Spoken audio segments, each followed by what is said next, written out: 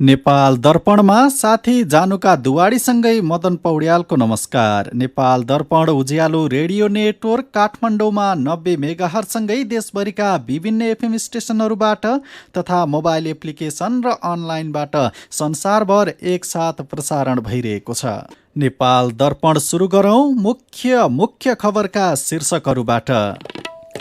लिपुलेकमा भइरहेको सडक निर्माण तत्काल रोक्न सत्तारूढ नेपाली काङ्ग्रेसको माग। दुई देशबीचको सीमा सम्बन्धी विवाद ऐतिहासिक तथ्यका आधारमा खोजिनुपर्नेमा जोड। पछिल्लो 24 घण्टामा 5087 जनामा कोरोना संक्रमणसँगै अस्पतालमा बिरामी बढे। भर्ना भएका धेरैलाई अक्सिजनको आवश्यकता नदेखिएको डाक्टरको भनाई। वैशाख 14 भित्रै पालिकाको चुनाव हुने गरी मिति घोषणा गर्न सरकारलाई दलहरूको आग्रह। वैशाखमा चुनाव नभए लोकतन्त्र र सङ्घीय प्रणालीमा नकारात्मक प्रभाव पर्ने निर्वाचन आयोगको ठहर। पाकिस्तानद्वारा पहिलो पटक नयाँ राष्ट्रिय सुरक्षा नीति सार्वजनिक। भारतसहित छिमेकी देशसँग शान्तिपूर्ण सम्बन्धको नीति अवलम्बन गर्ने। र प्रधानमन्त्री कप क्रिकेटमा आज भएका खेलमा आर्मी, पुलिस, एपीएफ र बागमती विजयी। ए डिभिजन लिगमा सातो बाटोले मनाङ मर्स्याङदीलाई हरायो। ज्यालो रेडियो नेटवर्कबाट प्रसारण भइरहेको नेपाल दर्पणमा अब सुनौ पूरा खबर। सत्तारूढ दल नेपाली काङ्ग्रेसले लिपुलेकमा भारतले सडक निर्माण गर्नु आपत्तिजनक भएको भन्दै छिटो सडक निर्माणको काम रोक्न माग गरेको छ। सडक निर्माण रोक्न र सीमा सम्बन्धी विवादको समाधान ऐतिहासिक तथ्यका आधारमा उच्च स्तरीय कूटनैतिक माध्यमबाट खोजिनुपर्नेमा काङ्ग्रेसले जोड दिएको छ। काङ्ग्रेसका महामन्त्री द्वय गगन कुमार थापा र विश्वकर्मा प्रकाश शर्माले आज वक्तव्य निकालेर लिपुलेक क्षेत्रमा भारत सरकारले सडक बनाइरहेको भारतीय प्रधानमन्त्री नरेन्द्र मोदीको सार्वजनिक अभिव्यक्तिप्रति पार्टीको ध्यानाकर्षण भएको जनाउनु भएको हो। लिपुलेक, लिम्पियाधुरा र कालापानी नेपालको भूभाग हो भन्नेमा काङ्ग्रेस प्रष्ट रहेको भन्दै यी भूगोलमा नेपालको भोकाधिकार कायम हुनुपर्ने र कालापानीबाट भारतीय सैनिक फिर्ता हुनुपर्ने भनिएको छ। नेपाल र भारतबीच पुरानो र ऐतिहासिक सम्बन्ध रहि आएकोले सीमा सम्बन्धी कुनै पनि प्रश्नको हल ऐतिहासिक तथ्यका आधारमा उच्च स्तरीय कूटनैतिक माध्यमबाट खोजिनु पर्नेमा नेपाली काङ्ग्रेसले जोड दिएको छ। यस्तै नेपालको भूमि लिपुलेकमा सडक विस्तार भइरहेको भारतीय प्रधानमन्त्री नरेन्द्र मोदीको अभिव्यक्ति र नेपाल सरकारको मौनताबारे विवेकशील साझा पार्टीले गम्भीर ध्यानाकर्षण भएको जनाएको छ। आज विज्ञप्ति निकालेर विवेकशील साझाले मोदीको अभिव्यक्ति जति नै नेपाल सरकारको मौनता आपत्तिजनक रहेको जनाएको हो। भारतसँग तत्काल कूटनीतिक संवाद अघि बढाउन विवेकशील साझा पार्टीले आग्रह गरेको छ। यो विषयलाई लिएर प्रमुख प्रतिपक्षी दल नेकपा एमाले आपत्ति जनाइसकेको छ। यस्तै राष्ट्रिय जनमोर्चाले पनि केही दिन अघि विज्ञप्ति मार्फत ध्यानाकर्षण भएको जनाएको थियो। गएको डिसेम्बर 30 मा हल्द्वानीमा भएको कार्यक्रममा मोदीले भारतले लिपुलेक हुँदै तिब्बतको मानस सरोवर र कैलाश पर्वत पुग्न सहज बनाउन पहल गरिरहेको र सडक विस्तारको काम भइरहेको बताउनु भएको थियो। नेपालमा एकै दिन 5000 भन्दा धेरै जनामा कोरोना भाइरसको संक्रमण पुष्टि भएको छ। पछिल्लो 24 घण्टामा पीसीआर र एन्टिजेन गरी 20560 जनाको नमुना परीक्षण गर्दा 5087 जनामा कोरोना भाइरसको संक्रमण पुष्टि भएको स्वास्थ्य मन्त्रालयले जनाएको छ।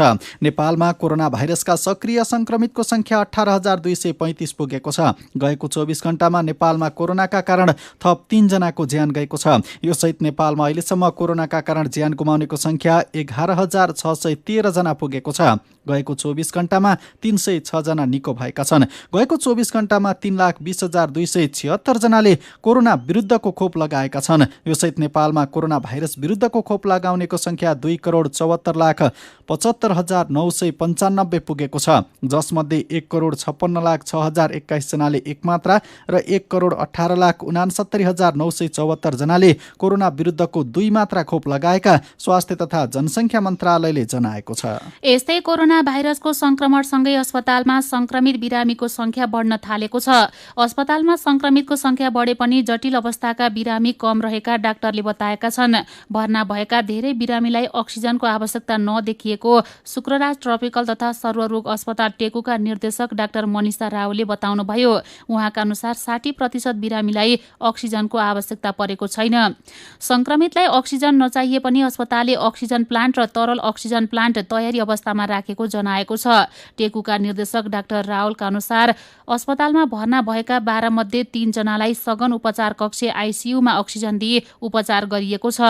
9 जनाको हाई डिपेन्डीमा कक्ष एचडियुमा उपचार भइरहेको छ। अस्पतालमा भर्ना हुने धेरैजसोमा घाँटीमा अप्ठ्यारो हुने, नाकबाट पानी बग्ने, शरीर दुख्ने, शरीर तातो हुने, रुगा लाग्ने जस्ता लक्षण देखिएका छन्। टेको अस्पतालमा 100 शय्यासहित 24 आइसियु रहेको छ। अस्पतालका निर्देशक डाक्टर रावलले संक्रमित बढिरहेकाले अबको 2 हप्ता चुनौतीपूर्ण रहेको बताउनु भएको छ। यसैगरी बलम्बोको सशस्त्र प्रहरी बल एपीएफ अस्पतालमा पनि संक्रमितको संख्या बढिरहेको छ। अहिले अस्पतालमा 55 संक्रमितको उपचार चलिरहेको छ। अस्पतालका डाक्टर प्रवीण नेपालले भर्ना भएका धेरै बिरामीलाई अहिले अक्सिजन नचाहिएको बताउनु भएको छ। भर्ना भएका 15% बिरामीलाई मात्र अक्सिजन दिएर उपचार गरिरहेको उहाँको भनाइ छ। यसअघि संक्रमणको दोस्रो लहरका बेलामा धेरैजसो बिरामीलाई अक्सिजनको आवश्यकता परेको थियो। कोभिड-19 युनिफाइड केन्द्रीय अस्पताल वीरमा पछिल्लो 24 घण्टामा 14 जना बिरामी भर्ना भएका छन्। अस्पतालका प्रमुख डाक्टर भूपेन्द्र बस्नेतले संक्रमण बढेसँगै संक्रमित पनि भर्ना हुन आउने बढेको बताउनु भएको हो। उहाँका अनुसार अहिले 52 जना बिरामी अस्पतालमा उपचाररत छन्।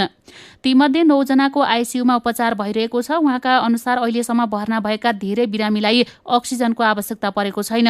अस्पतालमा दैनिक 250 सिलिन्डर अक्सिजन उत्पादन गर्ने प्लान्ट र 20 टन क्षमता भएको तरल अक्सिजन प्लान्ट रहेको छ। वीर अस्पतालमा 500 शय्यासहित 100 शय्याको आइसियु रहेको छ।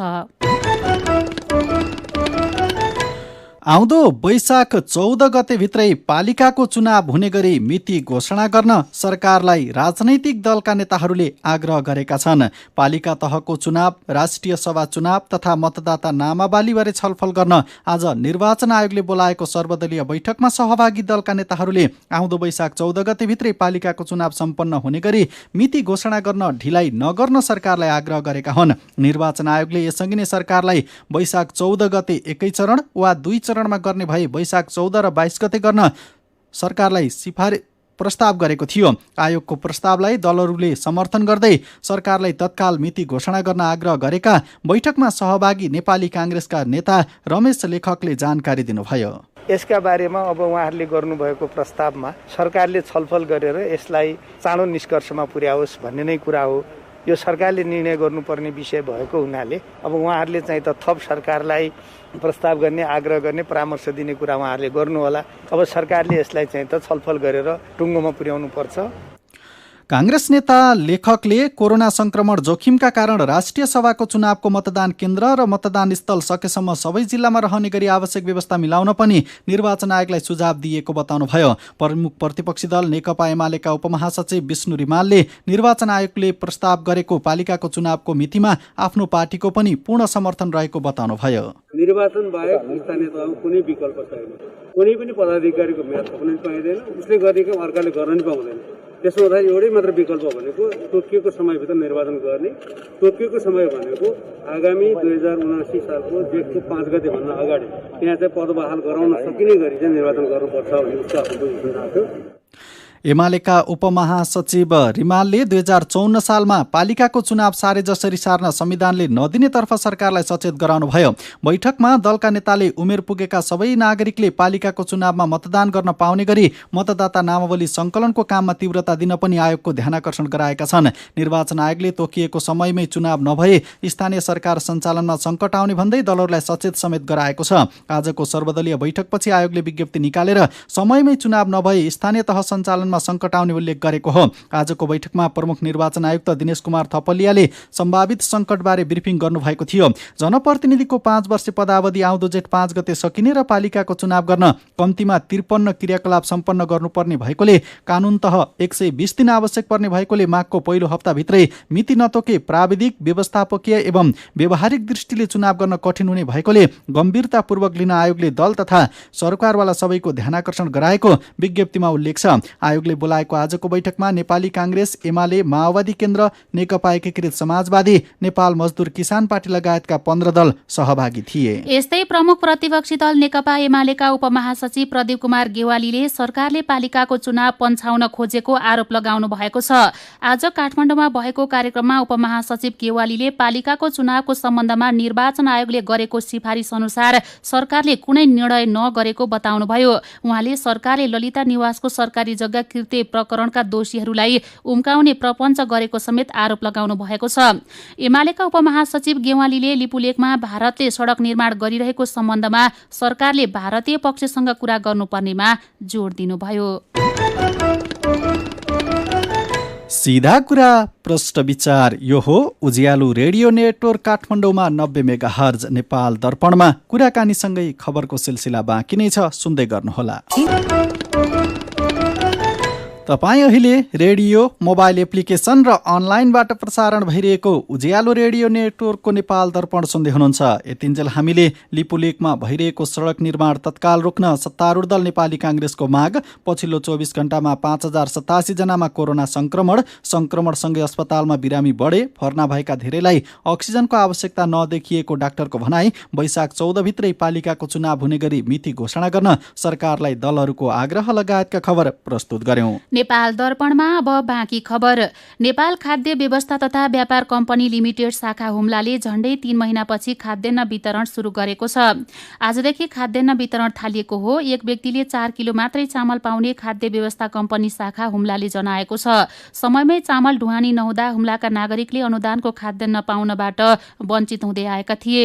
हरेक महिना पाउनुपर्ने चामल समयमै ढुवानी नहुँदा नागरिक मर्कामा परेका छन्। भौगोलिक रूपमा विकट हुम्लामा लिमिटेडले समयमै चामल ढुवानी नगरिदिँदा झण्डै 60,000 नागरिक समस्यामा परेका छन्। 3 महिनापछि बल्ल चामल वितरण गरेको भए पनि उनीहरूले 1 महिनाको मात्रै चामल पाउने भएका छन्। पुरै महिनाको चामल पाउनुपर्ने माग गरी सिमकोट 1 र 2 का नागरिकले आन्दोलन थालेका छन्।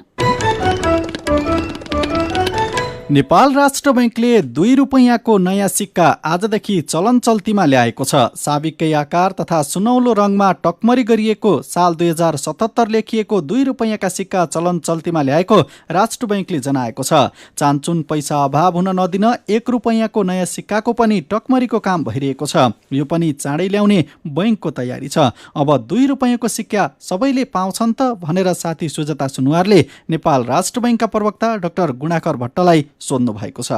सर्वसाधारणको सुविधाको लागि नेपाल राष्ट्र बैंकले विभिन्न दरका नोट अथवा सिक्काहरू सार्वजनिक गर्ने व्यवस्था गरेको छ। यसै क्रममा 2 रुपैयाँ दरको सिक्का बजारमा आइसकेको छ। यसले बजारमा सम्बन्धित उपयोगकर्ताहरू, सर्वसाधारण, व्यापारी, ट्रान्सपोर्टेसन, यातायात सेवामा संलग्न सबैलाई यसले मद्दत पुर्याउँछ।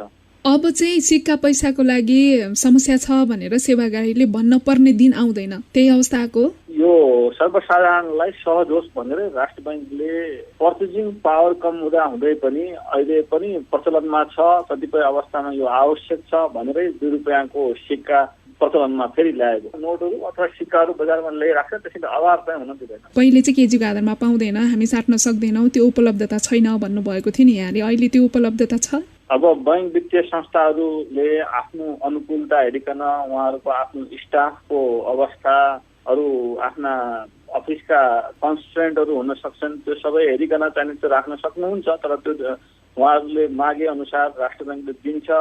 राष्ट्र बैंकको टक्सार विभागबाट यो सहजै उपलब्ध भइरहेको हुन्छ सर्वसाधारणलाई पनि, र अरू सरोकारवालाहरू, व्यापारिक क्षेत्रका मान्छेहरू, बैंकका मान्छेहरू सबैले सहज रूपमा यो प्राप्त गर्न सक्नुहुन्छ। 2 को मात्रै कि 1 को सिक्का पनि पाइने हो अहिले के छ? 1 को सिक्का पनि अब केही समयमा आउँछ। यो पनि टकमरी अर्थात् यसको मुद्रण चाहिँ सम्पन्न भएको जानकारी मैले पाएको छु र यो पनि केही समयभित्रै बजारमा आउँछ। यो चाहिँ कहिलेसम्ममा आइसक्छ? अब केही छोटो समयमै आउँछ भन्ने मलाई जानकारी छ। बढीमा कति समय लाग्न सक्ला? यसको सिपमेन्ट, यसको ट्रान्सपोर्टेसनसित सम्बन्धित काम पनि सकिएर नेपाल आउने क्रममै छ भन्ने मैले बुझेको छु। 2 रुपैयाँको सिक्का जति उपलब्ध भएर पर्याप्तता भएको छ, त्यति नै 1 रुपैयाँको सिक्का पनि पर्याप्त मात्रामा आउने हो। अब चाहिँ पर्याप्त मात्रामा आउँछ, कुनै समस्या हुँदैन। यसको उपयोग गर्दा हामीले चाहिँ सतर्क हुनुपर्छ, किन भन्दा यसलाई एक ठाउँबाट अर्को ठाउँ लाने क्यारिङ कस्ट छ, अझै चाहिँ अनावश्यक हिसाबबाट हामीले विभिन्न किसिमका धार्मिक कामहरूमा अरू कामहरूमा यसको पनि ठिक्क उपयोग चाहिँ गर्नुपर्छ। किनकि विगतमा पनि यस प्रकार चाहिँ टकमरी भएर सर्वसाधारणमा गएका सिक्काहरू फेरि प्रचलनमा ल्याउन पुनः प्रयोगमा ल्याउन गाह्रो भएको अवस्था। त्यसैले हाम्रो दैनन्दिनको व्यवहार अरू क्रियाकलापहरूलाई सहज बनाउने हिसाबबाट यसलाई प्रयोगमा ल्याउँदा यो सहज रूपमा उपलब्ध हुन्छ। अहिले टकमरी गरेर ल्याएको सिक्काले कहिलेसम्म पुग्छ, कहिलेसम्म चाहिँ अभाव हुँदैन, के छ? अब यो त निरन्तर रूपमा राष्ट्र ब्याङ्कले विभिन्न दरका नोटहरू अथवा सिक्काहरू बजारमा ल्याइराख्छ, त्यसैले अभाव चाहिँ हुन दिँदैन। मेरो पनि भन्नु छ। 2 रुपैयाँको नयाँ सिक्का चलन चल्तीमा आएको खबरमा रामबहादुर भुजेल लेख्नुहुन्छ, 1 रुपैयाँको सिक्का पनि चलन चल्तीमा ल्याउनु पर्यो। बस भाडा 18 रुपैयाँ लिनुपर्नेमा 20 रुपैयाँ लिन्छन्। त्यस्तै दुधको 38 रुपैयाँ लिनुपर्नेमा 40 रुपैयाँ लिन्छन्। 2 रुपैयाँ फिर्ता दिँदैनन्।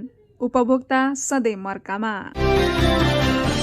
मदन गुरागाईको प्रतिक्रिया छ, एकदमै राम्रो। सिक्का नभएकै कारण तोकिएको भन्दा बढी पैसा तिर्न बाध्य छौं। चान्चुन पैसा चलन चल्तीमा ल्याउने मात्रै होइन, पर्याप्त उपलब्ध गराउन तर्फ पनि सरकारको ध्यान जान जरुरी छ। सुशीला सिलवाल ठट्टेउली शैलीमा लेख्नुहुन्छ, अब सार्वजनिक गाडीमा 20 रुपैयाँ दिँदा 2 रुपैयाँ फिर्ता आउने भयो। सहचालकसँग भनाभन गर्नै नपर्ने भयो।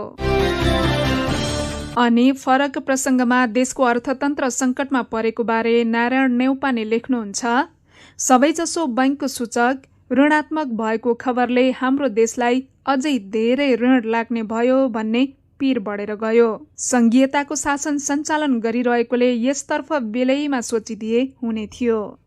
विचारका लागि तपाईलाई धन्यवाद। मेरो पनि भन्नु छ। मेरो पनि भन्नु छ प्रस्तुत गर्दै हुनुहुन्थ्यो साथी सुजता सुनवार। सिधा कुरा प्रष्ट विचार। यो हो उज्यालो रेडियो नेटवर्क काठमाडौँमा 90 मेगाहर्ज।